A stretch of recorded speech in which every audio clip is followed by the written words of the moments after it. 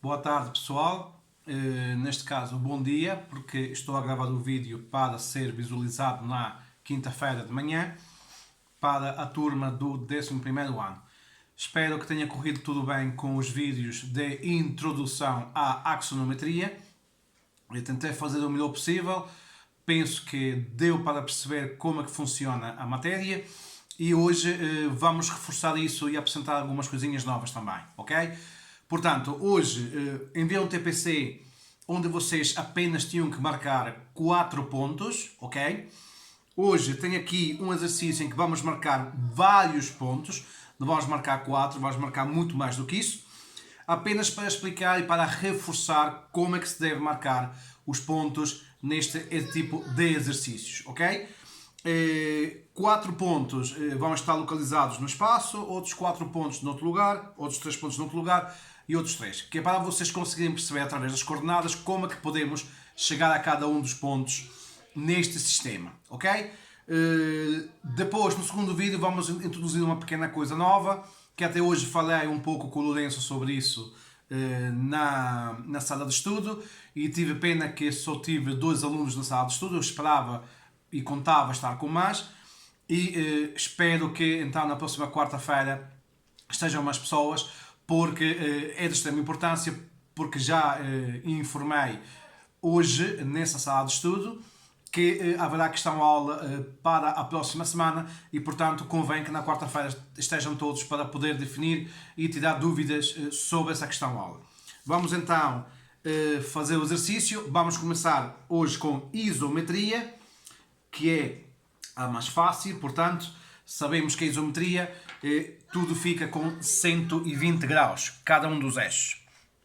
Uma das coisas que eu não mencionei num dos vídeos, nos vídeos de ontem, é que, sendo uma isometria tudo 120, é muito importante que vocês saibam qual é o primeiro eixo que devem marcar sempre. No TPC eu deixei essa indicação, mas agora neste vídeo eu queria reforçar essa questão. O primeiro eixo que vocês vão marcar sempre em qualquer axonometria é o eixo Z, porque ele vai garantir a perpendicularidade, ou seja, a verticalidade do exercício. Isto será o eixo Z que dá a cota, o que faz com que estas dois planos sejam duas paredes e este aqui seja sempre o chão, o plano horizontal onde eu supostamente poderia estar assente com os meus pés. Logo, o primeiro eixo que vocês marcam sempre em qualquer axonometria, não interessa o tipo de axonometria que é. Em todas as axonometrias, o primeiro eixo que vocês devem fazer é o Z, porque ele vai garantir a verticalidade, ou seja, que ele fica de pé direitinho. Depois marcar o Z, que podem marcar os outros dois. Neste caso marquei 120 para este lado, 120 para este lado e já fiquei com uma isometria, como está aqui a dizer. Agora, neste exercício eu tenho aqui várias situações. Tenho exercícios, como estão aqui, que posso mostrar. Há uma coisa que todos têm em comum. Todos têm abscissa, afastamento e cota, os 4 pontos. Em alguns desses pontos eu coloquei algumas coisas negativas, ok? Só para treinar, porque é uma coisa boa neste tipo de exercício. Nós vamos trabalhar sempre com a parte positiva, ou seja, não vamos sair nem abaixo do chão, nem atrás destas paredes. No entanto, eu aqui, como é só para marcar pontos, eu gostaria de marcar alguns pontos negativos, só para vocês terem uma ideia de como é que funciona, ok? Pronto. Esses primeiros 4 pontos que estão aqui, diz assim, pontos localizados no espaço, ou seja, eles estão no espaço tridimensional daquele canto, ok? Nestes 3, eu sublinhei aqui que uma das coordenadas é 0. Então o que é que vai acontecer? São pontos localizados num dos planos axonométricos, ou seja, ou este, ou este, ou este. Este é um plano, este é um plano e este é um plano. Finalmente, temos aqui mais 3 pontos em que está sublinhado que 2 dos valores são negativos, são nulos. Então, quando isso acontece, são pontos localizados num dos eixos axonométricos. Ok? Temos aqui todas as situações que podem acontecer no exercício em relação a pontos. Podem ter as 3 coordenadas, podem ter apenas só 2 coordenadas e uma das coordenadas e a outra coordenada é nula, ou podem ter apenas uma coordenada e as outras 2 coordenadas nulas. Então, vamos verificar como é que se marca cada um desses. Ok, vamos começar pelo ponto A. Como eu expliquei no vídeo de ontem, eu posso chegar ao ponto A, por exemplo, a estes pontos, todos estes aqui, eu posso chegar a esses pontos através de 3 formas. Sempre que um ponto tem 3 coordenadas, eu posso chegar, ao ponto por 3 caminhos. Eu quero o A, mas tenho que fazer primeiro, ou tenho que fazer primeiro o A1, ou tenho que fazer primeiro o A2, ou tenho que fazer primeiro o A3. Eu aqui vou tentar variar para vocês verem que não tem que ser sempre a mesma forma. Aqui vamos, por exemplo, encontrar primeiro o A1. Se eu quero o A1, que é o que está aqui em baixo, então eu só preciso da abscissa e do afastamento. É 5 e 3. Então marco 5 aqui, marco 3 aqui, no Y, certo? Marquei 5 num, 3 no outro. Fazemos aquele jogo da batalha naval. Está aqui um. Depois está aqui o outro. E quando os dois se cruzam, como vocês conseguem ver ali no vídeo, vai dar o ponto A1. Já tenho um A1. O que me falta agora é a cota. É 2. Então agora basta colocar o aristo paralelo ao Z, que é o sentido da cota, e marcar 2 cm para cima. E então, finalmente, aqui temos o ponto A, o ponto axonométrico. E já encontrei o A. Muito bem. Vamos ver o B. O B tem 2 valores positivos, que é o 12 e o 6. E tem um outro valor que é negativo, menos 2. Então, este que é menos 2, eu não vou trabalhar com este agora. Certo? Que é menos 2. Vamos trabalhar com o 12 e o 6, que são ambos positivos. Então, neste caso, também vou encontrar o B1 primeiro. 2, 6. 2 de abscissa. 6 de afastamento. Vou cruzar batalha naval. O 2 vai cruzar com o 6. Quando se cruzam dá o ponto B1. Certo? E agora a cota é menos 2. Desta vez não vai subir. Se ela sobe é positiva, está acima do chão. Neste caso vai descer. Menos 2. Coloco o aristo paralelo ao Z. Faço para baixo 2 cm.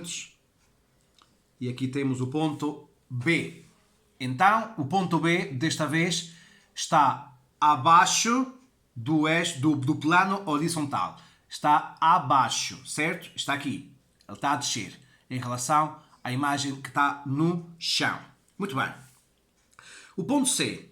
Neste caso, como o ponto C tem aqui um valor negativo, que é o menos 3 da abscissa, eu não vou trabalhar com a abscissa, por enquanto. Vou deixar a abscissa para o final. Então, vou trabalhar com o 4 e com o 1. O 4 é daqui, o 1 é daqui. Então, vou trabalhar com estes dois. Então, vamos achar primeiro o C2, que é o que está aqui, nesta parede. Neste chão é sempre o 1. Nesta parede é sempre o 2. Nesta parede é sempre o 3. 1, 2, 3. 1, 2, 3. Não tem nada que enganar. Então, vou trabalhar com o 4 e com o 1. O 4 daqui. O 1 daqui. Vou cruzar o 1 com o 4. E quando cruza, dá o ponto C2.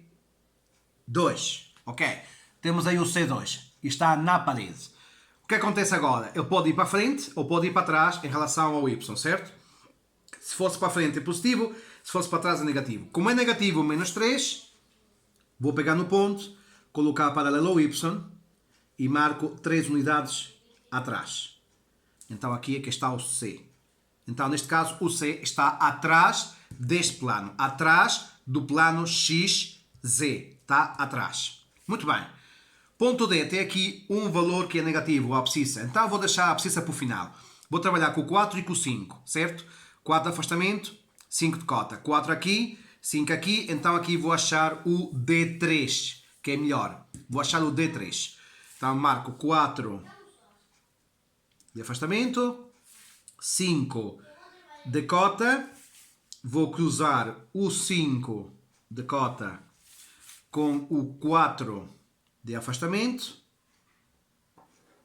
desta forma. Então vou encontrar aqui batalha naval, um ponto, que será neste caso o D3. É este D3 que me permitirá depois encontrar o D. pode ir para a frente do plano ou para trás do plano. Para a frente ou para trás. Neste caso é menos 5, então é para trás. Pego no ponto, faço uma paralela ao X e vou medir 5 cm para atrás, porque é negativo. 1, 2, 3, 4, 5. Então aqui está o D, que é aquele ponto que eu queria, e dá para perceber que o ponto D está atrás desta parede. Podia estar à frente ou podia estar atrás. Para a frente neste sentido, para trás neste sentido. Para aqui é positivo, para aqui é positivo, para aqui é positivo, cada um dos eixos.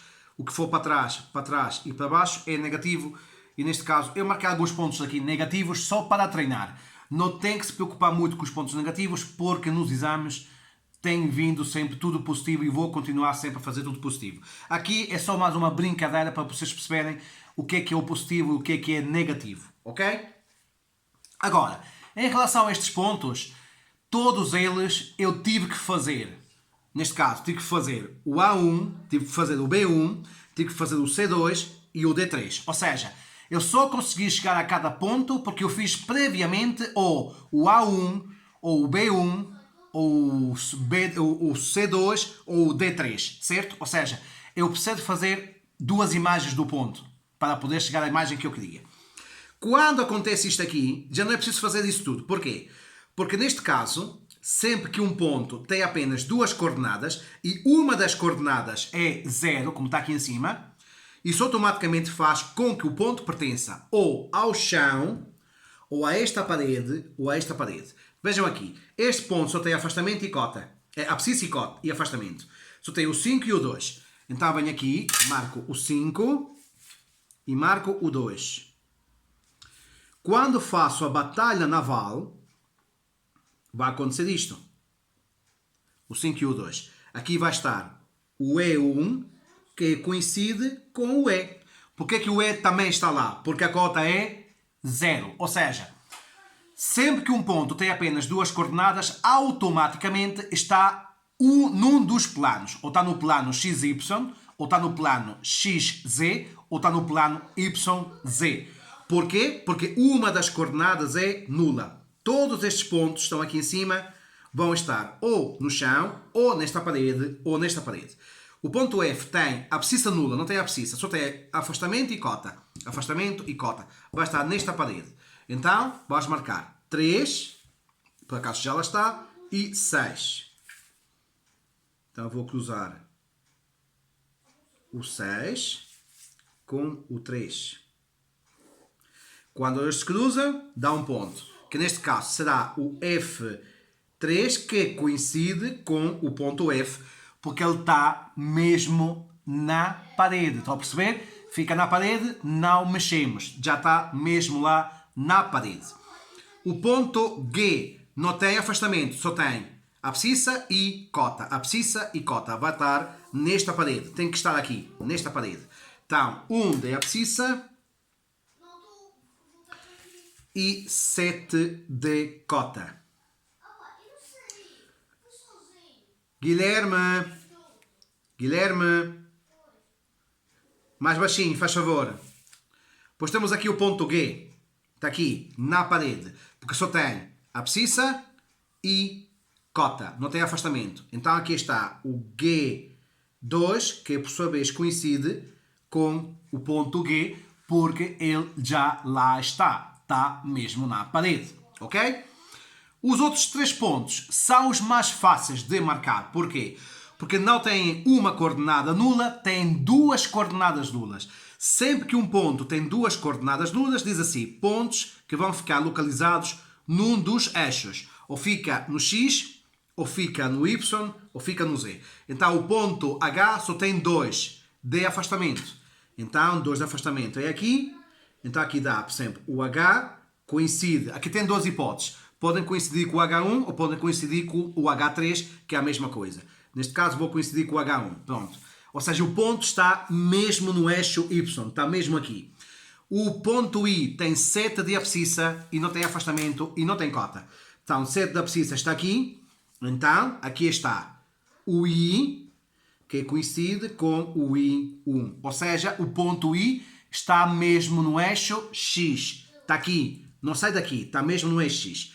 Finalmente, o J, que só tem cota, tem 5 de cota, então fica aqui e posso assinalar que está aqui o J.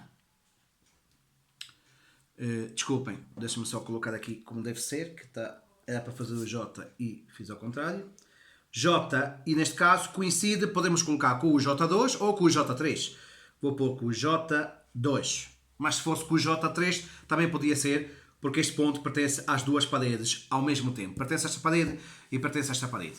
E portanto, essas são as situações mais fáceis quando um ponto não tem duas coordenadas e só tem apenas uma. Nesse caso, automaticamente está num eixo. E portanto, os pontos podem estar em todos estes lugares. Quais são aqueles que dão mais trabalho? É quando tem as três coordenadas. Aí eu preciso de encontrar primeiro o A1, o A2 ou o A3 e só depois é que encontro o ponto A que eu quero. Nos outros dois casos é muito mais fácil porque ou está na parede ou está no chão e vai ter apenas duas coordenadas, ou então, no último caso, vai ter apenas uma coordenada e automaticamente vai estar num dos eixos. Este vídeo já tem 16 minutos, já está um bocadinho comprido, vamos acabá-lo e a seguir voltamos no segundo vídeo. Até já!